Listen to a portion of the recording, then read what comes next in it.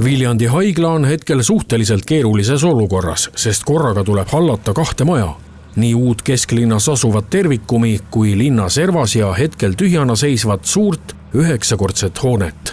Jah, see on, ütleme siis, kuna me oleme riigihaigla, siis meie omavalitsused ega ka otseselt riigilt toetust ei saa, et meie kulud ja tulud peavad olema pikaajaliselt tasakaalus.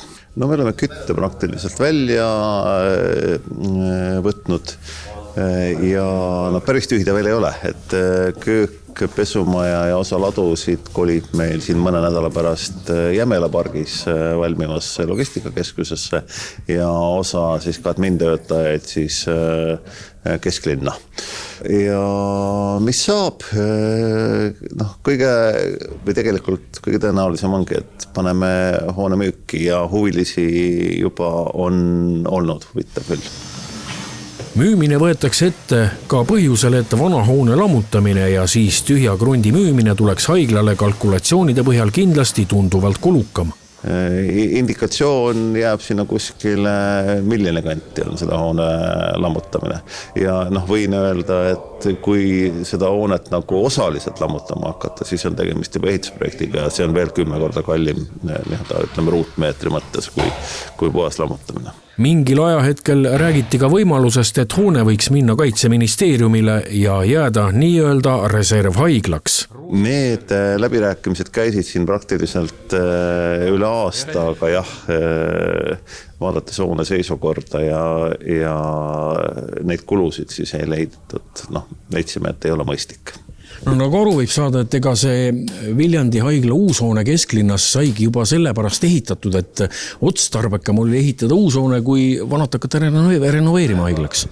Jaa, et kõigepealt see hoone on, kuidas öelda, haiglale funktsionaalselt täiesti ebamõistlik. Need pikad kitsad koridorid, et kogu aeg on ruumi puudu või ruumi üle, olenevalt kuidas.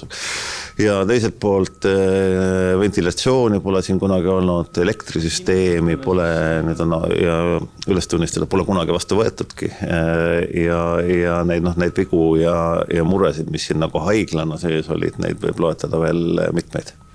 No nüüd on juba mõned kuud saanud kesklinnas uues haiglas töötada, et kui nüüd tänasel päeval siin haiglas nii-öelda ringi sai natukene kolistada, et kas tekkis niisugune nostalgiline hetk ka? No ahus vastus on, et ei tekkinud. Tegelikult see hoone ongi ebamõistlik haigla vaates. Loomulikult siin on häid mälestusi, aga hoonena olen tegelikult rõõmus, et me oma meeskonnaga siit uude ilusamasse ja ka patsiendile lähemasse kohta saime kolitud. Täna käis haigla juures ka askeldamine ning suure veoki peale pakiti haigla vanad voodid. No vanad voodid, mida me ise enam 100% kasutada ei saa, lähevad praegu Ukrainasse, et need on kindlasti kasutatavad, aga võib-olla mitte tänapäevases Euroopa standarditele vastavalt. Nii et igal juhul abiks nendele seal ikka?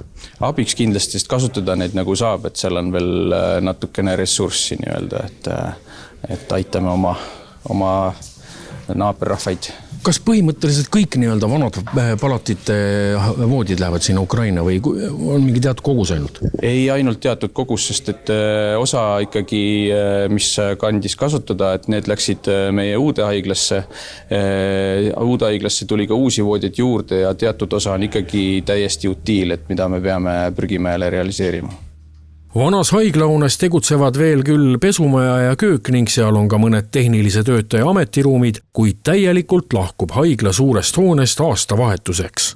Eks need arutelud ja kuidas öelda, müügi käigus läbirääkimised alles seisavad ees. Et kindlasti ma ei hakka spekuleerima, et mis on tulevase omaniku või omanike plaanid.